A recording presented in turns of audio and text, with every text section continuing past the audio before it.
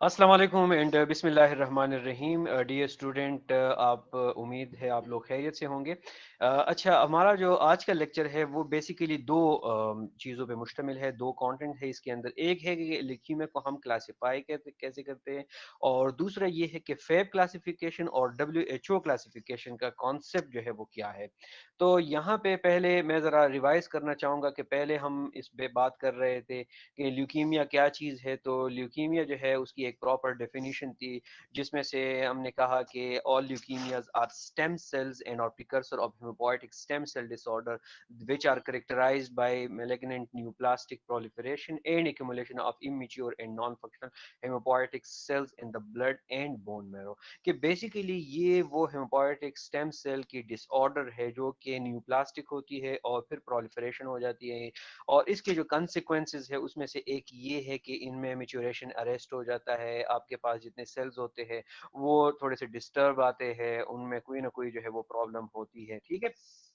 तो basically concept जो है वो ल्यूकीमिया का यही था, जो कि ऑलरेडी हमने बड़ी डिटेल के साथ अपने प्रीवियस टॉपिक्स के अंदर जो है वो डिस्कस किया हुआ था।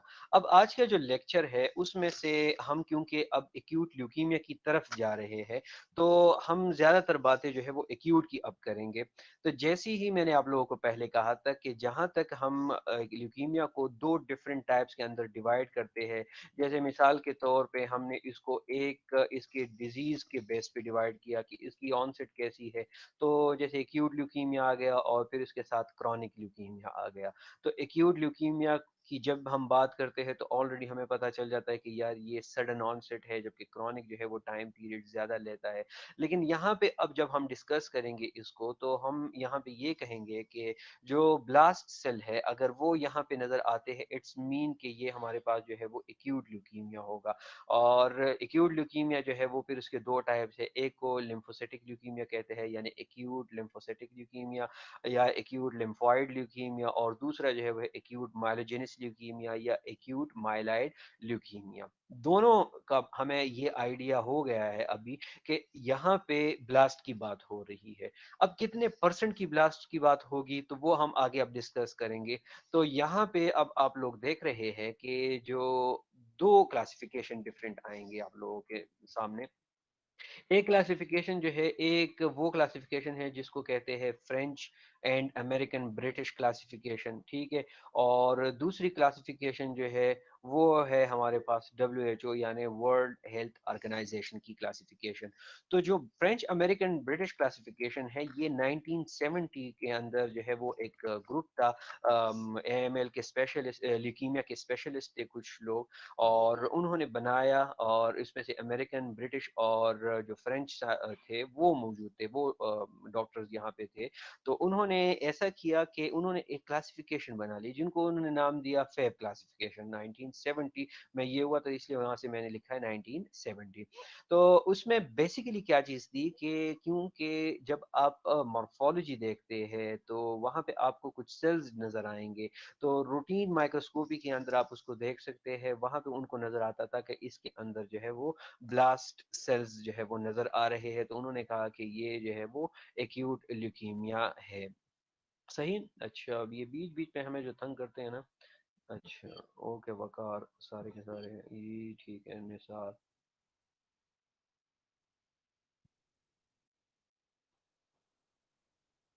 ओके अब्दुल बासित, यार मोहसिन इनको कहा करो ना एक टाइम पे सारे ऑनलाइन हुआ करे, बीच में हमारा मोशन जो है वो थोड़ा सा गड़बड़ हो जाता है। तो अच्छा चले खैर। Okay. So in 1970 a group of French American and British leukemia expert divide AML into subtype, और उसको उन्होंने नाम दे दिया M0, M1, M2, M3, M4, और ये जा रहा था M7 तक। तो ये इसके डिफरेंट 8 टाइप्स थे, उन्होंने ये नाम दे दिए इनको। अच्छा, इसके बाद जो है वो क्या हुआ कि ये काफ़ी अरसे तक यही क्लासिफिकेशन थी जो है ये चली आ रही थी। और इस क्लासिफिकेशन में जो मज़े की बात थी वो ये थी कि इसके अंदर जब आपको एक स्लाइड पे बोन मैरो की स्लाइड हो या खा वो पेरिफेरल हो, उस पे अगर 30% जो है वो ब्लास्ट नज़र आ रहे हैं तो अल्टीमेटली वो ल्यूकीमिया जो था वो कहलाता था acute myeloid, acute leukaemia, not myeloid, acute leukaemia कहलाते थे उसको।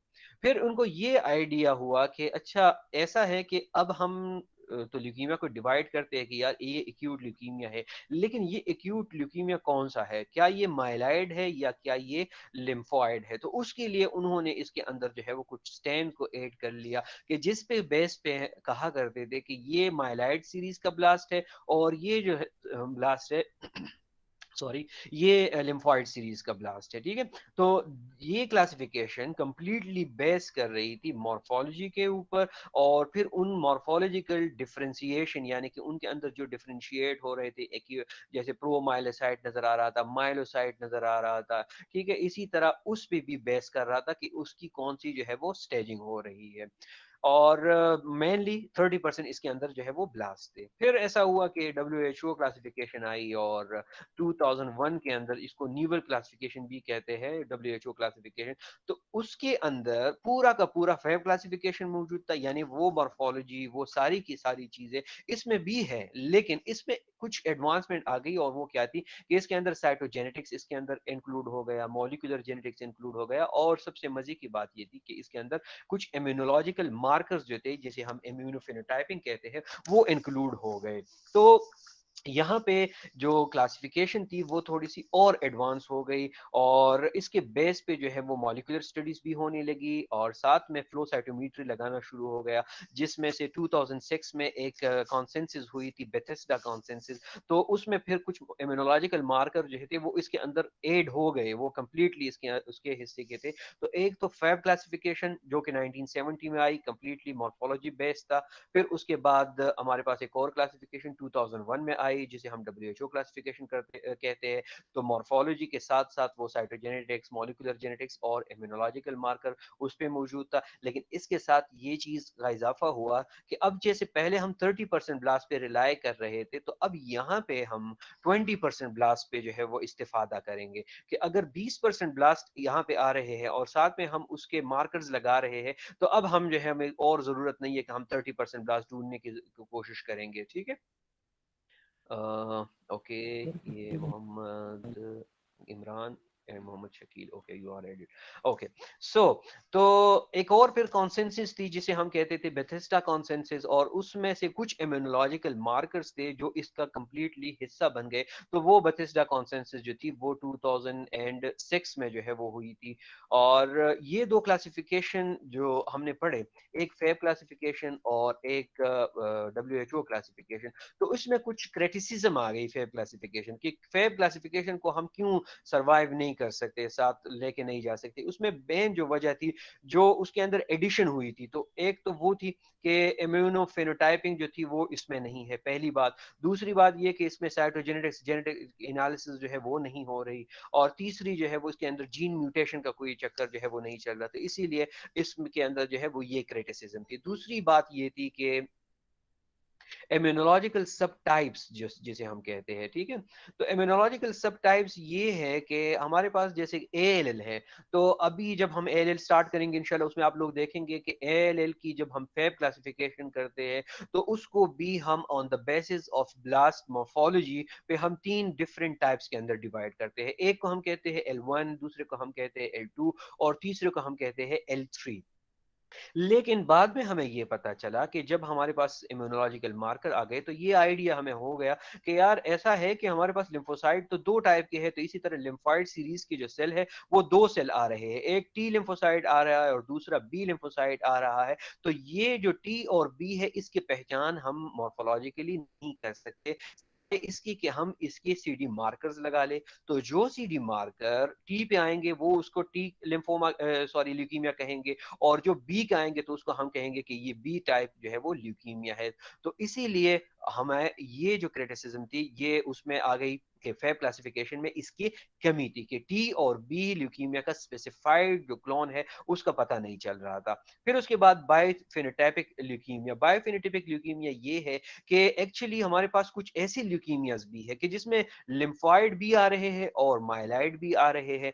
तो वहां पे तो जब हम फैब क्लासिफिकेशन कर रहे हैं तो वहां पे तो सारे, अगर लेट सपोज 40% जो है माइलोब्लास्ट नजर आ रहे हैं, तो फिर आगे भी हम कहते हैं कि चलो ये भी माइलोब्लास्ट ही होंगे, तो बात जो है वो शक में होती थी। लेकिन जब इम्यूनोफिनोटाइपिंग आ गई तो उसमें ये चीज कंफर्म हो गई कि नहीं, इसमें अगर 40% जो है वो माइलोब्लास्ट है तो 20% जो है इसमें लिम्फोब्लास्ट भी है। तो वो चीज भी हमें जो है वो किस चीज से पता चली, फ्लो साइटोमेट्री या इम्यूनोफिनोटाइपिंग से जो है वो पता चली। तो ये वो क्रिटिसिज्म थी कि जिसके बेस पे फैब क्लासिफिकेशन जो था वो थोड़ा सा फीका पड़ गया। और इसके इसको अब हम अब भी यानी बहुत सारे लैब्स के अंदर अब भी ये रहता है, मेंटेन रहता है। लेकिन अगर किसी को कोई प्रॉब्लम हो, कोई शक हो या कंफर्मेशन करना चाह रहा है तो वो मजीद चला जाता है साइटोजेनेटिक्स, जीन म्यूटेशन और सीडी मार्कर्स की तरफ जो है वो चला जाता है। ठीक है। अच्छा, अब ल्यूकीमिया को बार बार हमने डिफाइन कर लिया, यहाँ पे इसकी ज़रूरत नहीं है, ऑलरेडी इसको जो है वो वीडियोस ऑलरेडी अपलोड हो चुकी है आपके पोर्टल पे, आप लोग इसको देख लीजिएगा। दो वीडियोस है, एक फैब क्लासिफिकेशन की है और एक जो है वो ल्यूकीमिया के एक्यूट और क्रॉनिक के है। तो यहाँ पे जो डिजीज प्रोग्रेशन है वो क्या है कि leukaemia are cancer found in the blood cells. ये बात तो कंफर्म हो गई है हमें कि ल्यूकीमिया जो है ये हमारे पास जी बेटा,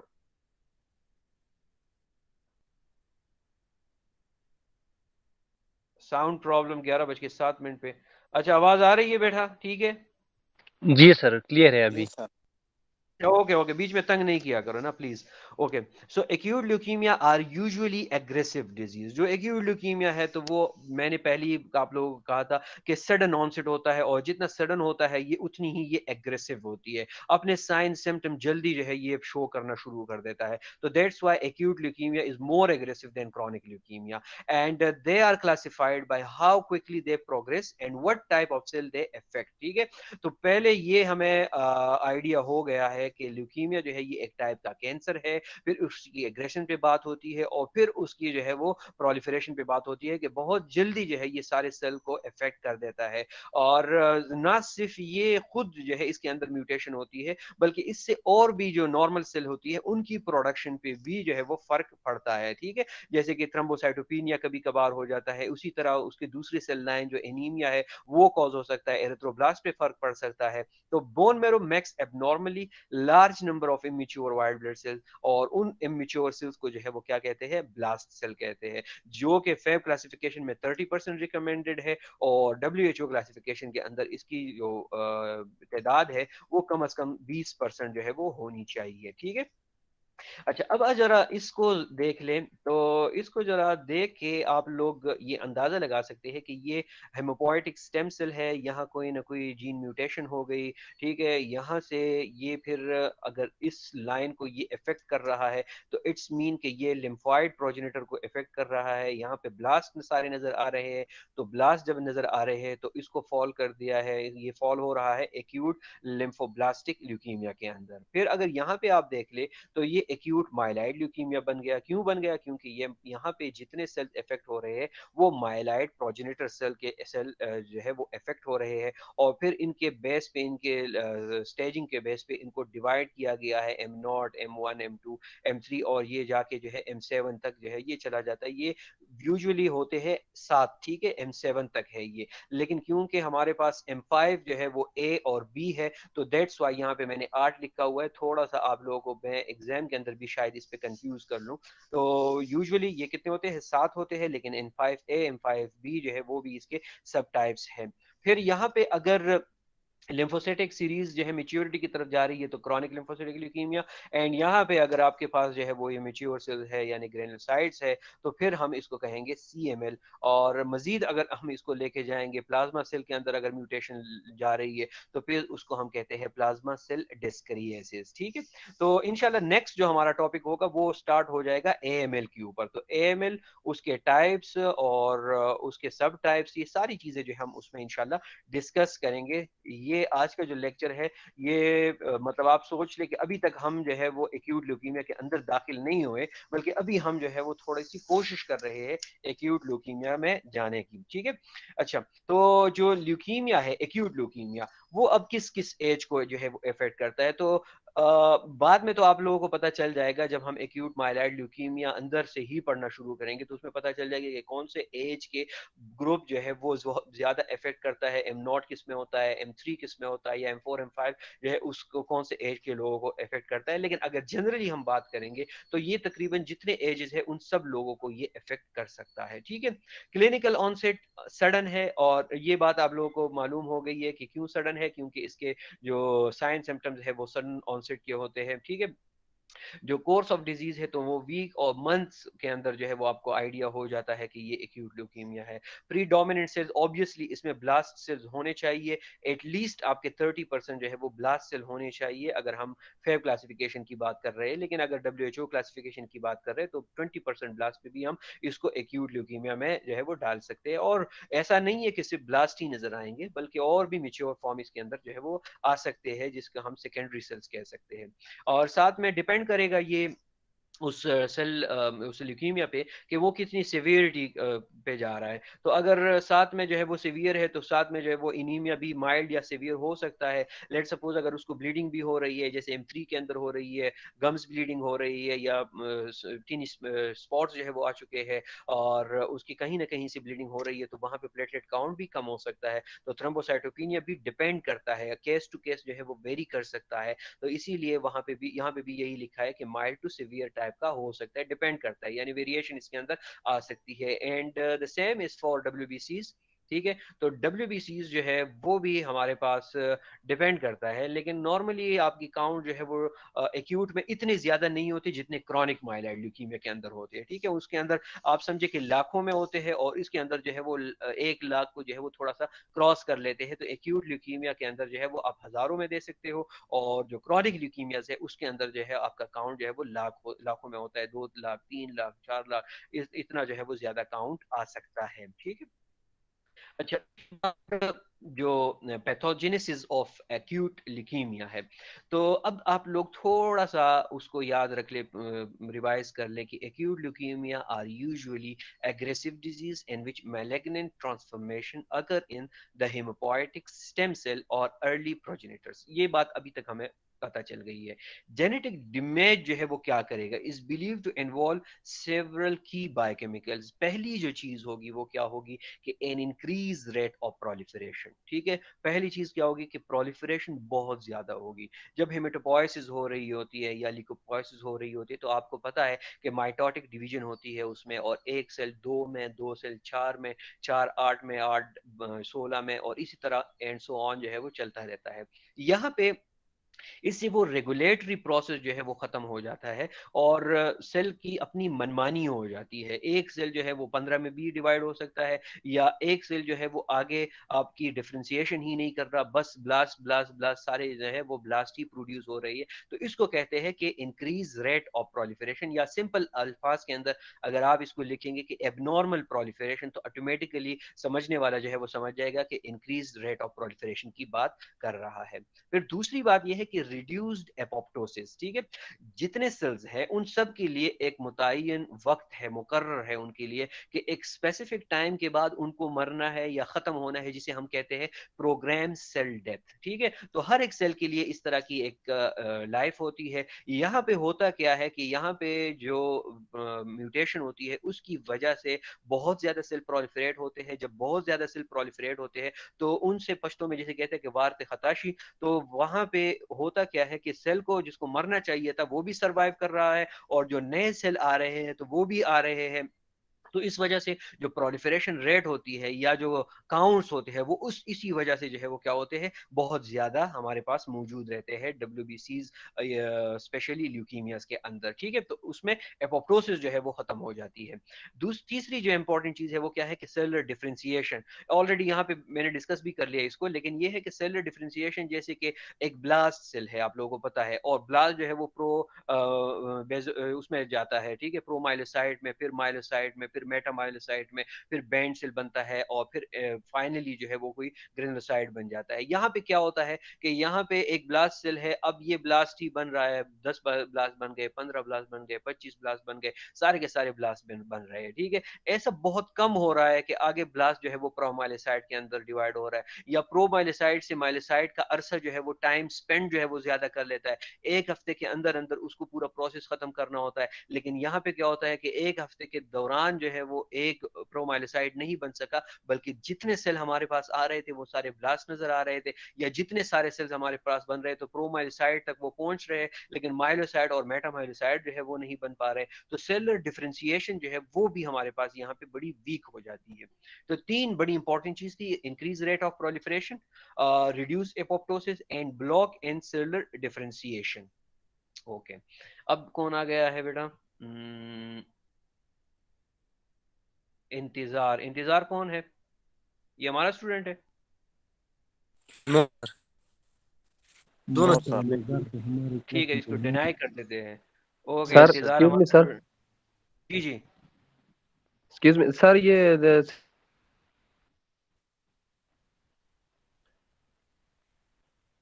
जी बेटा, बोले आप। सर ये अच्छा, सेक्शन आपकी बी का आवाज है। सेक्शन बी का है? जी मतलब है सर, अरे हमारे खुला क्लास है के? उसमें। अच्छा, हमारे क्लास के, चले दोबारा आ जाएगा, वरना इंतजार नाम है इसका, इंतजार ही करता रहे, कोई नो प्रॉब्लम नहीं सर, है। सर मैं उसको रिकॉर्डिंग दोबारा देख रिफ्रेश लेंगे। करता हूँ, ठीक है। ठीक है, चले इंतजार उसको तो बता सेक्शन दें। बी में नहीं है। अच्छा, मुझे नहीं नहीं पता चल रहा कि यार ये हमारा स्टूडेंट आरिफ, है, ठीक है। आरिफ सर नेम है सर। इंतजार तो सेक्शन बी में नहीं है आरिफ सर। सर, इसका निक नेम इंतजार है। अच्छा, निक नेम पे आएगा तो फिर तो यही जी चीज जी। होगी ना। ऑलरेडी मैंने आप लोगों को कहा हुआ है निकनेम कि तो ये घर में निक नेम चलेगा जो ना। है, ये जोली बोली ये वाले नाम नहीं लिया करो यहाँ पे। यहाँ पे आपके जो अपने नाम है तो वही है, यस तो सर। चलो हम इसको एक्सेप्ट कर लेते हैं। इंतजार तुम कौन हो बेटा? सर भी एडमिशन किया है ठीक फर्स्ट है, इंतजार सेमेस्टर में। तुम्हारा नाम क्या है?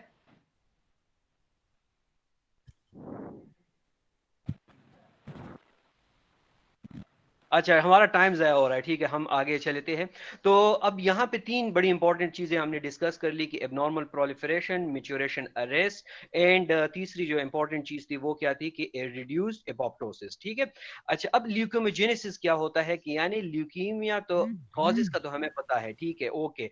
ये हमें आइडिया है कि जैसे फॉर्मल्डिहाइड, बेंजीन, रेडिएशन, स्मोकिंग वगैरह वगैरह बहुत सारे इसके कॉजेज थे। लेकिन एक्चुअल होता क्या है, तो एक्चुअल तो बहुत बड़ी कहानी है इसके अंदर, ठीक है, अगर हम मॉलिक्यूलर में चले जाए। लेकिन जस्ट आप लोगों ने एक दो तीन चीजों को याद रखना है अंडर ग्रेजुएट स्टूडेंट के होते हुए, कि malignant transformation occur as a result of the accumulation of genetic mutation, ठीक है। कि एक पहली चीज क्या हो जाती है कि यहाँ पे कोई जेनेटिक म्यूटेशन जो है वो आ जाती है, और उसकी वजह से जो है वो क्या हो रहा है, वो म्यूटेशन आगे लेके जा रहा है उस सेल के अंदर। ग्रुप्स जो sorry genes involve in the development of cancer are divide broadly into two groups. एक को हम कहते हैं ऑन्कोजीन, और दूसरे को हम कहते हैं ट्यूमर सप्रेसर जीन। जो ट्यूमर सप्रेसर जीन होता है, या जिसे हम कहते हैं एंटी ऑन्कोजीन, तो ये बड़े कमाल का एक जीन होता है, और ये करता क्या है कि ये रेगुलेट करता है एक सेल को ड्यूरिंग सेल डिवीजन। जैसे पहले मैंने यहाँ पे कहा कि इसमें इंक्रीज रेट ऑफ प्रोलिफरेशन, और दूसरी क्या कि सेलुलर डिफरेंशिएशन। तो एक्चुअली ये यहाँ पे उस चीज को क्या कर रहा है, इनहेबिट कर रहा है, कि उस वो ये जो जीन है ये उस सेल को बता रहा है कि अब भाई साहब आपने दो सेल में ही डिवाइड होना है, दो से चार में नहीं डिवाइड होना, ठीक है। तो ये जब नॉर्मल सिचुएशन होती है उसमें ट्यूमर सप्रेसर जीन जो है वो अपना काम करता है, और इसका बेसिक काम जो है वो क्या है कि this genes regulates the cell during cell division and replication. यानी रिप्लिकेशन भी होती है इसके अंदर, डिवीजन भी होती है, मैच्योरेशन भी होती है, तो ये उस चीज को रेगुलेट करता है। इसीलिए इसका नाम ही यही है कि ट्यूमर सप्रेसर जीन, यानी कि ट्यूमर को वो सप्रेस कर रहा है, उसका जीन है। And if the cell grows uncontrollably it will result a cancer. और अब अगर इस सेल के अंदर, इस जीन के अंदर कोई डिफेक्ट आ जाता है, तो फिर हमारे पास जो ऑनको जीन डेवलप हो जाता है, तो फिर ये बेचारा जो है वो हाथ थमा लेता है, हैंड्स अप कर देता है, और ये आगे अपना काम नहीं कर सकता। तो सारा का सारा जो मामला होता है वो क्या हो जाता है, डिस्टर्ब हो जाता है। वो सॉरी एबनॉर्मल प्रोलिफरेशन जो है वो स्टार्ट हो जाती है। अब जब ऑन्कोजीन आ गया, so oncogene as a gene that has potential to cause cancer, cancer, इसके अंदर वो पोटेंशियल है। दैट्स वाई इसको onco mean cancer and gene mean gene, तो इसका नाम ही जो क्या है, ऑन्को जीन। तो ये वो जीन है कि जो कैंसर काज करने का पोटेंशियल रखता है। And tumour cell these genes are often mutated और एक्सप्रेस्ड एट हाई लेवल। तो जो ट्यूमर होते हैं या जो म्यूटेशंस होते हैं या जो ल्यूकीमियाज होते हैं या कैंसर जितने हमारे पास है, तो उसमें इसको एक्सप्रेशन आ जाती है, ओवर एक्सप्रेस जिसे हम कहते हैं। और वो ओवर एक्सप्रेशन जो है वो किसी न किसी म्यूटेशन की वजह से आ जाती है। तो वो जो ऑनकी जीन जब डेवलप हो जाता है तो हमारे पास ट्यूमर सप्रेसर जीन जो है वो बेचारा नीचे चला जाता है, और फिर ऑनकोजीन अपनी बदमाशी करता है और सेल जो चाहे वो प्रोलिफरेट होता है, आगे डिफरेंशिएशन नहीं होती, तो एक निज़ाम जो है वो तबाह हो जाता है। तो बहुत सारे सेल जो है वो प्रोड्यूस होना शुरू हो जाते हैं, और वो बहुत सारे सेल जो है वो नॉर्मल नहीं होते, बल्कि वो क्या होते हैं, एबनॉर्मल प्रोडक्शन जो है वो उसकी हो जाती है। तो इट्स मीन सिंपल कि चेक एंड बैलेंस जो है वो उसका निज़ाम खत्म हो जाता है। जब तक चेक एंड बैलेंस नहीं होगा तो आपका निज़ाम जो है वो दरहम बरहम होगा, लेकिन अगर चेक एंड बैलेंस होगा तो फिर आपका जो पूरा प्रॉब्लम है पूरी सॉर्ट आउट हो सकती है, और प्रॉब्लम जो है वो प्रॉब्लम की क्रिएशन जो है वो नहीं हो सकती। अच्छा, अब क्या है कि most normal cell will undergo a programmed form up a rapid cell death apoptosis. ये भी यहाँ पे भी इसमें इंपॉर्टेंट में यहाँ हमने कहा कि रिड्यूस्ड एपोप्टोसिस हो जाती है, ठीक है। तो most normal cell will undergo a program cell death and when critical function are offered and altered and malfunctioning. तो जब ये जीन डेवलप हो जाता है तो फिर आपका जो एपोप्टोसिस है वो भी अल्टीमेटली क्या हो जाता है, रिड्यूस हो जाता है। तो that's why the count in leukaemia is also very high, and the number of differentiation and proliferation is also very high, ठीक है। तो फेब क्लासिफिकेशन पे हमारी जो इंपॉर्टेंट बात थी वो यही थी कि इसके अंदर 30% ब्लास्ट होंगे, WHO के अंदर 20% ब्लास्ट होंगे। फिर एक्यूट ल्यूकीमिया जो है वो दो में डिवाइड होता है, एक को हम कहते हैं एक्यूट माइलॉइड ल्यूकीमिया, दूसरे को हम कहते हैं एक्यूट लिम्फॉइड ल्यूकीमिया। फिर हमने उसमें ये कहा कि ल्यूकीमिया के अंदर तीन क्या इंपॉर्टेंट चीजें हैं, तो एबनॉर्मल प्रोलिफरेशन है, मैच्योरेशन अरेस्ट है, और एपोप्टोसिस का खत्म होना है। फिर उसके बाद हमने ये कहा कि इसकी ल्यूकेमियोजेनेसिस क्या हो सकती है, तो एक ऑन्कोजीन होता है वो डेवलप हो जाता है, और उसके बदले में जो ट्यूमर सप्रेसर जीन है वो अपना काम करना जो है वो रिड्यूस कर लेता है। तो दैट्स व्हाई जो तीनों चीजें थी वो स्टार्ट होना शुरू हो जाती है। अब हुआ क्या है कि इन 1970 a group of French American and British leukemia experts divide AML into subtype M0 to M7 based on the type of cell that leukemia develop from and how mature the cells are। और इसके अंदर जो basic चीज थी वो क्या थी कि it was based on the morphology examination along with cytochemical stains to distinguish lymphoblast from myeloblast। तो ये उन stains की बात कर रहा है कि अगर लेट सपोज हमने lymphoblast और myeloblast को डिफरेंशिएट करना है तो वो किस बेस पे करेंगे। तो WHO के अंदर तो ये चीज बड़ी आसानी से हो सकती है, लेकिन हमारे पास जो फेब क्लासिफिकेशन है उसमें उसके लिए हम स्टेन यूज करते हैं। So this classification was completely based on morphology as determined by the degree of differentiation along with different cell line and extent of cell maturation, ठीक है। तो इसके अंदर आपके पास 30% ब्लास्टा होना जरूरी है। जबकि अगर WHO को हम कंपेयर कर ले तो WHO को जब हम कंपेयर करेंगे तो यहाँ पे लिखता है कि first the proportion of blast required for diagnosis of AML was lowered from 30% to 20%, which effectively eliminated the FAB category। तो पहली ये चीज उन्होंने यही कर ली कि अब 30% से जो है ये ब्लास्ट काउंट जो है वो 20% पे आ गया। और 20% पे इसलिए आ गया क्योंकि पहले सिर्फ मॉर्फोलॉजी डिपेंडेंट थी और साइटोकेमिकल स्टैंड पे डिपेंडेंट था, लेकिन अब एडिशनली हमारे पास जब मॉलिक्यूलर जेनेटिक्स आ गया और इम्यूनोलॉजिकल मार्कर आ गए, तो अब अगर तादाद कम है लेकिन हमें ज्यादा पता चल रहा है कि अच्छा 20% पे भी इतना ही हमें नजर आ रहा है, तो इसीलिए उस चीज को जो है उन्होंने 10% क्या कर लिया, कम कर लिया कि नहीं इट्स ओके 20% ब्लास्ट होंगे, लेकिन बाद में आप जो है उसकी CD मार्कर वगैरह लगा ले तो आपका काम जो है वो हो सकता है, ठीक है।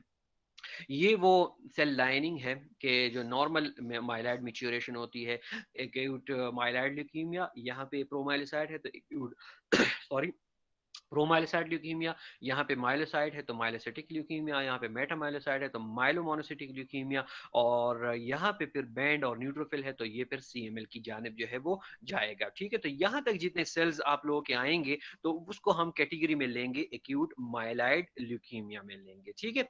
तो अब इन्हीं के बेस पे हमने क्या किया कर लिया कि हमने AML को उसके डिफरेंट नाम दिए।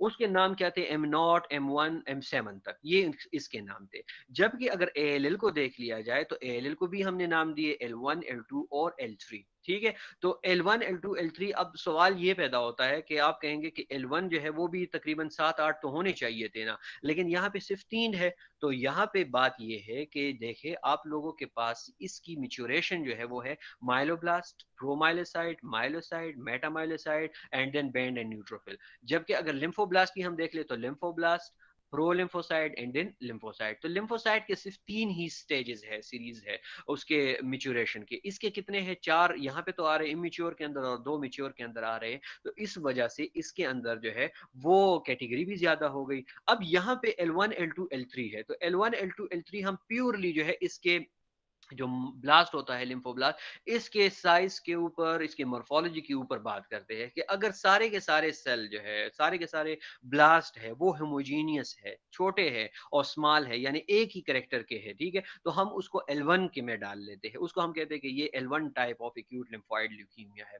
लेकिन अगर लार्ज है और हेट्रोजीनियस है, ठीक है, तो फिर हम उसको डालेंगे L2 के अंदर, और ये भी ब्लास्ट की अभी तक बात हो रही है। फिर उसके बाद हम कह रहे हैं कि L3 जो है उसके अंदर ब्लास्ट है लेकिन वैक्यूल्स उसके नजर आ रहे हैं, जैसे कि ये लिम्फोब्लास्ट है और इसके अंदर आपको सुराख नजर आ रहे हैं, तो ये वैक्यूलेशन नजर आ रही है आप लोगों को। इवन दो कि यहाँ पे आपको एक न्यूट्रोफिल नजर आ रहा है, तो जरूरी नहीं है कि आपके पास कोई मिच्योर सेल ना हो, मिच्योर सेल भी आ सकते हैं, लेकिन आपका वो क्राइटेरिया होना चाहिए कि अच्छा 30% से अबव जो है वो आपके लिम्फोब्लास्ट होने चाहिए। तो ऐसा भी नहीं है कि कुछ सेल जो है वो मिच्योर नहीं हो रहे, बिल्कुल कुछ सेल जो है वो मिच्योर होते हैं, लेकिन इंपॉर्टेंट बात क्या है कि उसमें आपके पास एटलीस्ट जो है वो 30% माइलो लिम्फोब्लास्ट और माइलोब्लास्ट हो। तो यहाँ पे हम लिम्फोब्लास्टिक ल्यूकीमिया की बात कर रहे हैं, तो यहाँ पे आप देख रहे हैं कि ये जितने सेल्स है तो ये यूनिफॉर्म है, होमोजीनियस है, इसके अंदर जो है वो आप लोगों को कोई जो है वो लार्ज सेल नजर नहीं आ रहे, बल्कि सारे जितने सेल है तो ये सारे आप लोगों को एक जैसे नजर आ रहे हैं। तो इसको इसी वजह से हम कहते हैं कि ये L1 टाइप ऑफ ल्यूकीमिया है। फिर L2 टाइप के अंदर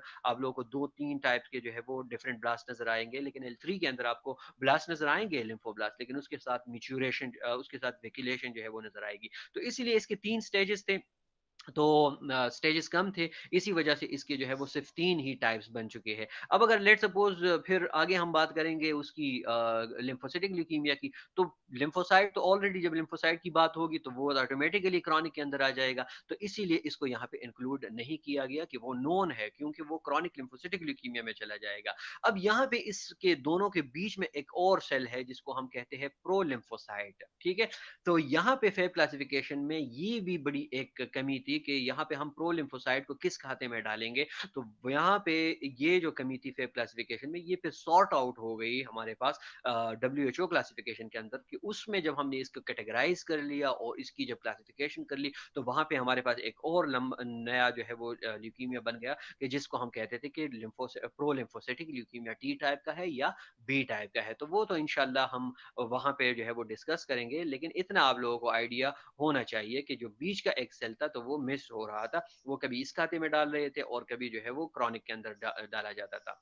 अब आते हैं हम AML की तरफ। तो AML में जो पहले 3 स्टेजेस है, तो ये बेस्ड है on the basis of blast morphology. तो एक जो है वो है अनडिफरेंशिएटेड ल्यूकीमिया, फिर दूसरा है विदाउट साइन ऑफ कुछ मेच्योरिटी, और फिर जो है वो M2 को मेच्योर ब्लास्ट जो है वो, क्योंकि ब्लास्ट की भी कैटेगरीज होती है, तो वो जो है वो with sign of some maturity. तो इसीलिए M0, M1 और M2 जो है ये प्योरली ब्लास्ट फेज के हैं, ठीक है। यहाँ पे अगर आप देखिए L1, L2, L3, तो ये भी हमारे पास ब्लास्ट फेज के है। तो ब्लास्ट के जो है वो 3 मुख्तलिफ शक्लें हो सकती है, तो इसीलिए L1, L2, L3 और M0, M1, M2। फिर बाद में चले जाते हैं, तो नेक्स्ट जो सेल है हमारे पास उसको हम कहते हैं प्रोमाइलोसाइट। जैसे कि यहाँ पे मैं आप लोगों को दिखाऊंगा, तो ये दूसरा जो सेल है ये प्रोमाइलोसाइट है, ठीक है। तो यहाँ पे आप देख रहे हैं कि फेब क्लासिफिकेशन में स्पेसिफिकली एक ल्यूकीमिया बन गया जिसको हम कहते हैं हाइपर ग्रेनुलर प्रोमाइलोसिटिक ल्यूकीमिया। तो ये वही APML है, यानी एक्यूट प्रोमाइलोसिटिक ल्यूकीमिया। तो इसमें जहां तक ब्लास्ट नजर आ रहे हैं 30%, तो वहां पे इसके साथ जो सेकेंडरी सेल्स है वो हमारे पास आ रहे हैं promyelocyte. That's why its name because of the promyelocyte, presence of promyelocytic, and we call it promyelocytic leukaemia. फिर M4 को जरा देख ले, तो फिर हमारे पास जो है वो सेल है माइलोसाइट, ठीक है। तो यहाँ पे आप देख रहे हैं कि हमारे पास जो M4 है वो माइलो मोनोसिटिक ल्यूकीमिया है, कि आपके पास माइलाइड भी नजर आ रहे हैं और मोनोसिटिक लीनेज के सेल भी नजर आ रहे हैं आपको, तो M4 बन गया। फिर अगर आप देख रहे हैं तो मोनोब्लास्टिक ल्यूकीमिया है, तो मोनोब्लास्ट जो है वो हमारे पास इसी माइलाइड सीरीज से हुई होके गुजरता है। आप लोगों को याद होगा कि हमारे पास एक माइलाइड सीरीज जब आगे डिवाइड हो जाता है तो उसमें से एक जो क्लोन है उसमें उससे मोनोसाइट प्रोड्यूस हो रहे होते हैं, जैसे कि मोनोब्लास्ट, प्रोमोनोसाइट और मोनोसाइट। तो यहाँ पे फिर हमारे पास जो है वो मोनोब्लास्टिक ल्यूकीमिया, प्योरली मोनोब्लास्टिक ल्यूकीमिया आ चुका होता है। लेकिन यहाँ पे सिर्फ मैंने एक ही टाइप जो है वो यहाँ पे पेस्ट किया हुआ है, क्योंकि आगे जब हम इसको डिटेल के साथ पढ़ेंगे तो आइडिया आपको हो जाएगा कि अच्छा मोनोसिटिक ल्यूकीमिया जो है वो भी दो टाइप में है, एक को हम कहते हैं M5A और दूसरे को हम कहते हैं M5B। दो ल्यूकीमिया जो है वो रह गए, तो ये जो है एक का नाम है एरिथ्रोल्यूकीमिया और दूसरे का नाम है मेगा केरेसिटिक ल्यूकीमिया। तो माइलाइड सीरीज से आपका एरिथ्रोब्लास्ट भी प्रोड्यूस होता है, माइलाइड सीरीज से आपका जो है वो मेगा केरेसाइट भी प्रोड्यूस हो रहा है। तो इनके ब्लास्ट में भी फर्क आ सकता है, इनके अंदर भी म्यूटेशन आ सकती है। तो अगर एरिथ्रोब्लास्ट जो है वो उसमें वो वहां पे प्रेजेंस उनकी शो हो रही है और साथ में जो है वो माइलोब्लास्ट भी नजर आ रहे हैं, तो फिर हम उसको कह सकते हैं कि ये एरिथ्रोल्यूकीमिया है और बाय नंबर जो है इसको हम M6 कहते हैं। जबकि मेगा केरेसिटिक ल्यूकीमिया जो है वो प्योरली मेगा केरोसाइट की ल्यूकीमिया है, यानी प्लेटलेट की वजह से होता है। और इसकी इमेच्योर फॉर्म का हम डिस्कस कर रहे हैं, क्योंकि अगर इसकी मेच्योर फॉर्म को हम डिस्कस करेंगे तो फिर हमारे पास जो है वो आगे मेगा केरोसाइट नहीं कहलाएंगे, बल्कि हम उसको प्लेटलेट कहेंगे और फिर प्लेटलेट डिसऑर्डर के अंदर हम चले जाएंगे, ITP, TTP, थ्रोम्बोसाइटोपिनिया वगैरह, उसके फिर कॉजेस पे बात होगी। तो यहाँ तक जब हम बात करेंगे तो मेगा केरोसिटिक ल्यूकीमिया यानी इमेच्योर ब्लास्ट की जो है वो बात हो रही है। तो ये था आप लोगों का जो एक्यूट माइलाइड ल्यूकीमिया और एक्यूट लिम्फोब्लास्टिक ल्यूकीमिया, और साथ में कुछ ना कुछ जो है वो फेब क्लासिफिकेशन को जो है वो हमने डिस्कस कर लिया, ठीक है। अच्छा, फिर यहाँ पे आप लोगों को मैं बताता चलूँ कि नेक्स्ट जो लेक्चर होगा हमारा इंशाल्लाह वो होगा एक्यूट माइलाइड ल्यूकीमिया के ऊपर। तो एक्यूट माइलाइड ल्यूकीमिया के साथ आप लोगों ने जो है ये बात याद रखनी है कि आप लोगों को जो माइलोपोइसिस के स्टेजेस है वो आप लोगों ने बिल्कुल बिल्कुल जो है वो अच्छी तरह याद रखने हैं। और उसमें फेब और जो हमारे पास WHO क्लासिफिकेशन है उसका फ़र्क भी आप लोगों ने याद रखना है, क्योंकि जब हम फेब को पढ़ेंगे इंशाल्लाह तो आप लोगों को फिर डिफरेंट स्टेन्स के नाम में बताऊंगा, उसमें पॉजिटिविटी और जो नेगेटिव होते हैं वो बताऊंगा। तो इसके लिए आप लोगों को ज़रूरी है कि आप लोग इसको अच्छी तरह जो है वो घर में पढ़ लें। ऑलरेडी आपके पोर्टल जो है वो उस पर अपलोड हो चुका है आपका जो वीडियो है, अगर कोई इसको मिस किया हुआ है उन्होंने, तो इसका लिंक भी इंशाल्लाह मैं आप लोगों को बहुत जल्दी जो है वो शेयर कर दूंगा। अच्छा, अशरफ अली पूछ रहा है कि excuse me sir, Feb classification में ये जो ब्लास्ट सेल है अब बुक के अंदर पर इसको टाइप 1 और टाइप 2 में डिवाइड किया है, पर इसी ब्लास्ट में हम डिफरेंशिएट कैसे तरह करेंगे टाइप 1 और टाइप 2 में? जी बिल्कुल।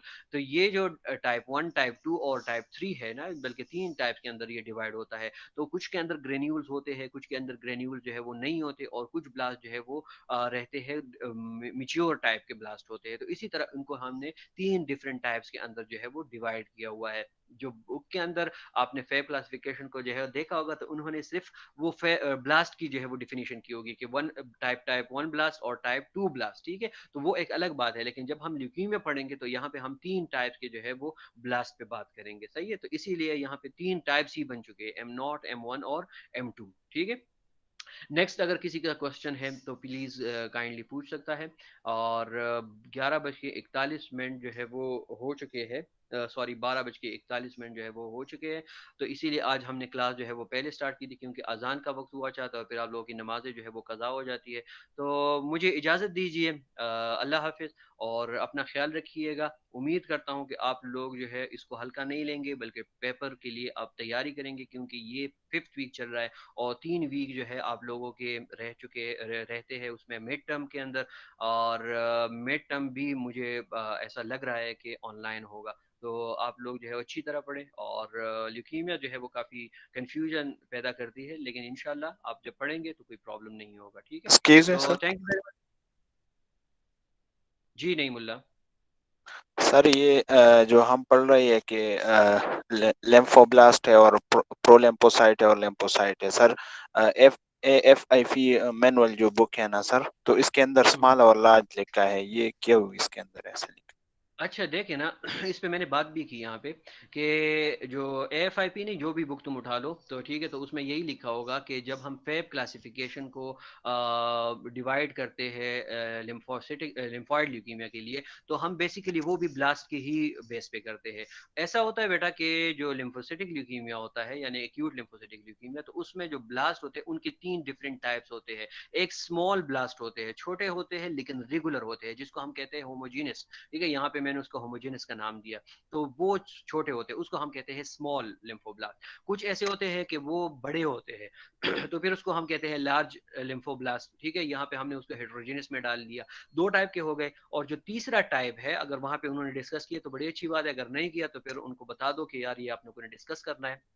जो तीसरा टाइप होता है तो वो L3 होता है, और L3 के अंदर बड़े ब्लास्ट होते हैं, इर्रेगुलर शेप के होते हैं, लेकिन उसके अंदर वैक्यूल्स मौजूद होते हैं। तो इसी तरह जो लिम्फोब्लास्टिक ल्यूकीमिया है वो 3 डिफरेंट टाइप्स के अंदर डिवाइड होता है, L1, L2 और L3, purely on the basis of the lymphoblast. ठीक है, thank you, thank you.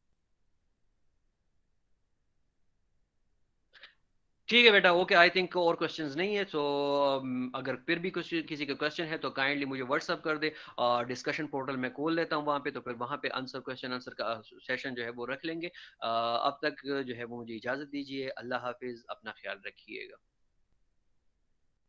Allah Hafiz.